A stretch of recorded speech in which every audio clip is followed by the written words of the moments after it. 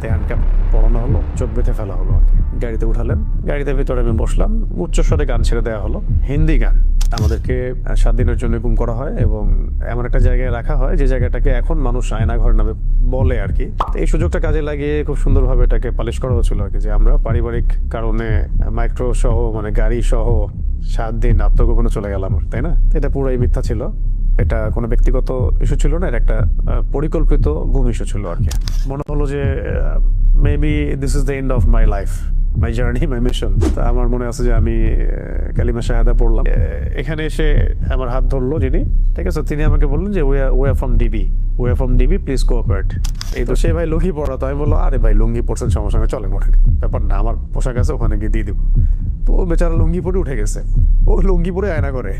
আমাদের গাড়িটা তার মাদ্রাসার গেটের সামনে ব্রেক করলো, আর এখানে ফোন দিয়ে বলবো যে গেটটা খোলো। ফোন ডায়াল করার মধ্যেই এই 4-5 মিনিটের মধ্যেই আর কি 2টা বা 3টা হয়তো বড় বড় এই মাইক্রো টাইপেরই হবে, হাই প্রোফাইল গাড়ি আর কি, এরকম কিছু গাড়ি দাঁড়ায় গেল এবং ওদেরকে আগে উঠাই ফেলছে গাড়ির মধ্যে। ভেতরে যদি আপনাকে মারাও হয়, পিটানো হয়, বাইরে আপনি সাউন্ড যাবে না যদি আপনি চিৎকার করেন। যেই খিচুড়ি আমার ওয়াইফের বাসায় খাওয়ার কথা ছিল, আল্লাহ পাক আমাকে ওই দিন সকালে মানে জুমার দিন সকালবেলা আমার সামনে যে খাবারটা আসলো সেটা ছিল খিচুড়ি। যে আমাদের লোকেশনটা ট্রেস করা হয়েছিল বাংলাদেশের একটা গোয়েন্দা সংস্থার হেডকোয়ার্টারে, যেটা আপনারা জানেন, এটা তো অনলাইনে আসছিল আর কি, এটা তো সবাই জানে কথা। তখন কিন্তু অনেস্টলি স্পিকিং যে আমাকে এত মানুষ চিনেও না। ওই সময়ে সেই দুজন ভাই এসে আমাকে বলছিলেন যে ভাই আদনান ভাই আপনি? তা আমি বলছেন জি ভাই, আপনাকে এই জায়গায় এইভাবে দেখবো এটা আমরা কল্পনাও করি নাই। কখনো বলছে যে তুমি না শাহাদাতের ওয়াজ করো, এখন কি তোমাকে ক্রস ফেলে দিব, শহীদ করে দিব, মানে এরকমও কথা আসতেছিল কি। তো যারা রিমান্ড করে তাদেরকে বড় ভাই বলে সম্বোধন করা হয়, আর যারা সার্ভিস দেয় তাদেরকে ছোট ভাই বলা হয়। রিমান্ড তো একটার পর একটা হচ্ছেই, প্রতিদিনে মনে হয় 1-2টা করে রিমান্ড হতো, রাত্রে 1টা করে হতো। একটা রুটিন প্রোফাইল আছে তাদের, যে আমি কোনো জঙ্গি সংগঠনের সাথে আছি কিনা, আমি কোনো বৈদেশিক কোনো সংগঠনের সাথে জড়িত কিনা, কেন আমি জিহাদের কথা বলছি, কেন আমি ইকামতের দিনের কথা বলছি, কেন আমি মানে খিলাফা শব্দ ইউজ করছি, কেন শরিয়া বিধানের কথা বলছি, এই বিষয়গুলো নিয়ে ঘুরে ফিরে বেসিক্যালি আসলে কথা হচ্ছে। কেন জায়নিস্ট মুভমেন্টের এগেনস্টে কথা বলা হচ্ছে, খাস করে কেন আমি ইসরায়েলের এগেনস্টে কথা বলছি, আর এদিকে ভারতের ইন্ডিয়ার এগেনস্টে কথা বলছি। আমার কাছে মনে হয় ওই 7 দিন আমি যেভাবে আল্লাহকে ফিল করেছি, এটা আমি মনে হয় আমি আমার জীবনে আর কখনো করি নাই। তিনি বলছিলেন যে তোমার এগেনস্টে 2 জন আলেমের বক্তব্য আছে আমাদের কাছে। তার মানে আমরা বিষয়টা কি বুঝলাম, যে এই তাগুতি শক্তির, তাদের আন্ডারের এই গোয়েন্দা সংস্থার এবং তাদের মানে যে চেইন অফ কমান্ড, তাদের মধ্যে এমন কিছু লিঙ্ক আছে যেটা দাড়ি টুপিওয়ালা মানুষই আপনার এভিডেন্স হয়ে কাজ করতেছে, যে অমুকে জঙ্গি, অমুকে খারেজি, অমুকে উগ্রবাদী, তাদেরকে বুঝাই দিচ্ছে বেসিক্যালি এই মানে গ্রুপ অফ পিপলটাই।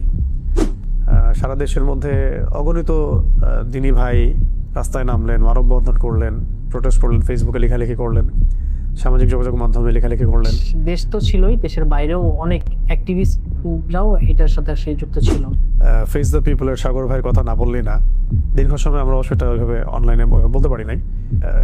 তার ভূমিকা এখানে অনেক বেশি আছে। তিনি যে মিডিয়াতে এটাকে উপস্থাপন করেছিলেন, আমার স্ত্রী সেখানে কথা বলেছিলেন, তখন এমন একটা অবস্থা ছিল যে অনেক পরিচিত আলেমও আমাদের সাথে সম্পর্ক ছিন্ন করছে বা চিনি না এরকম বলছে। নাম বললে আপনার অবাক হয়ে যাবে যে কোন কোন আলেম এগুলো বলছে, বলতে চাচ্ছি না এগুলো। যাতে তোমাকে আমরা এখন কি করবো, ক্রস ফায়ার দিব নাকি তোমাকে ছেড়ে দিব, ছাড়লে কোথায় জানবো, কি করবো তুমি বলো। তো আমি বললাম ঠিক আছে, আমি একটা প্ল্যান করার চেষ্টা করতেছি, বের হওয়ার কোনো রাস্তা স্পিড বিডি করে যে তোমার ব্যাপারে ফেস দ্য পিপলের এত আগ্রহ কেন, তোমার ব্যাপারে সংসদে কথা হচ্ছে কেন, একদিন আসে এটা বলে চলে যায়, আবার একটা রিমান্ডে এসে বলে হ্যাঁ তোমাকে নিয়ে জাতিসংঘে কথা হচ্ছে কেন, আবার আসে তোমাকে নিয়ে এত মানববন্ধন কেন। এই কথাগুলো আমরা দাওয়াতের মেজাজে বলেছি, কোনো পলিটিক্যাল পার্টি বিলং করে বলিনি কখনো, আর আমরা কখনো কোনো পলিটিক্যাল পার্টিতে যোগ দিইনি কখনো, এখনো দেই নেই, বা আমাদের রেপুটেশনে এগুলো নাই। মানে আমি বলছি এখনো যদি আপনারা এই ধরনের দাওয়াত দেন, ইসলাম কায়েম, দাওয়াত তাবলীগ, জিহাদ, ইসলামী হুকুমত, শরিয়া, আপনিও টেস্ট হয়ে যাবেন, আপনাকেও টেস্ট করে ফেলা হবে, এবং আপনারও যে আজ না হোক কাল যে কোনো বিপদ হবে না কোনো গ্যারেন্টি নাই। তো সবচেয়ে ভাইটাল যদি আপনি কারো নাম বলতে বলেন এই বিষয়ে, খাস করে আমার দ্বিতীয় স্ত্রী সাবেকুন নাহারের কথা, তার যে ভূমিকাটা, এই ভূমিকাটাই আমার কাছে আসলে সবচেয়ে মানে আমার হৃদয় ধাক্কাটা একটা অনুভূতির মতো থাকে। আমার প্রথম স্ত্রী এবং আমার এই পরিবারের যে সবর ইস্তেকমে বিপদগুলো ফেস করা সবকিছু মিলিয়ে এটা সৌভাগ্য যে আল্লাহ রাব্বুল আলামিন আমাকে তার মতো একটা স্ত্রী দান করেছেন, আলহামদুলিল্লাহ। যদিও ওই 7 দিন ভয়াবহ এবং অনেক সাফার আমাদেরকে করতে হয়েছে, তারপর আমি আমার জায়গা থেকে এভাবে উপস্থাপন করলাম যে অন্য ভাইদের ত্যাগ, কোরবানি এবং তাদের উপর যে জুলুম, তাদের মাজলুমিয়ত দেখে আমাদের কাছে মনে হয়, আমরা 4 জন, আমাদের কাছে মনে হয় যে এটা তাদের সবচেয়ে ভালো আচরণ ছিল আমাদের সাথে।